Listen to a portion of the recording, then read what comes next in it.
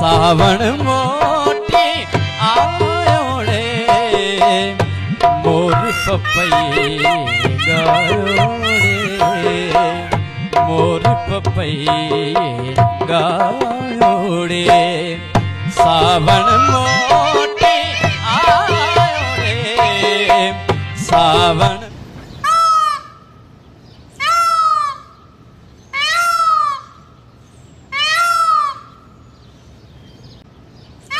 उन पगर ऐं गर्मी थर रेगिस्तान जी केतिरनि शयुनि मां हिक खे यादि ॾियारे थी पर थर जो हिकु बहितरीनु हिसो हुन जा मोर आहिनि।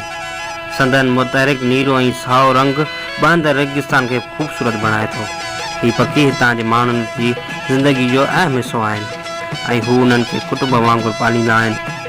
मक़ामी माण्हू मोर खे खाइण हिकु मज़हबी फ़र्ज़ु सम्झनि था ऐं पखी इंसानी आबादियुनि जे वेझो नाच कंदे पननि खे चिमकाईंदे नज़र अचनि था।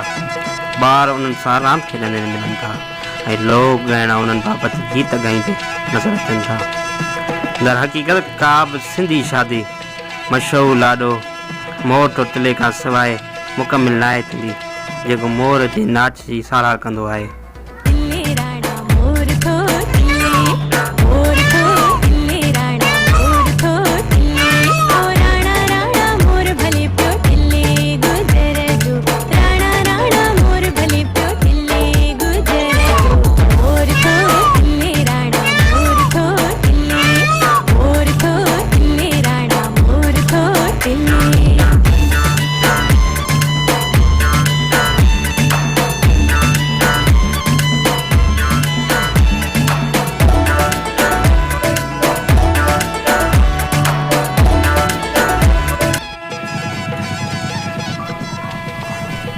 थर पार्कर जिते बरसाति वसण खां पोइ उन जा सभु मंज़र बदिलिजी वञनि था ऐं ज़िंदगी हर तरफ़ मुस्कान लॻंदी आहे।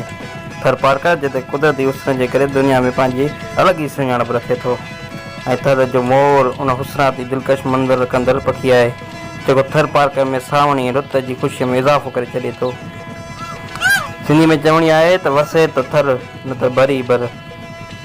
थर जे वणनि जी मौजूदगी मौसम खे दिलफ़रेब बणाए थी उते मींहं की मुद में थर जो मोर जंहिंजो ख़ूबसूरत रक़्स ऐं उन जी चहक महक माहौल खे मदमस्त बणाए छॾींदी आहे।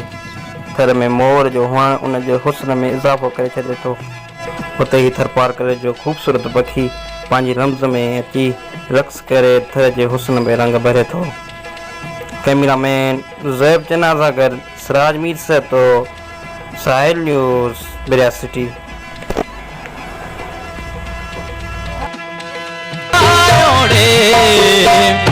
सावण मोटी आयो रे मोर पपई गायो रे मोर पपई गायो रे सावण मोटी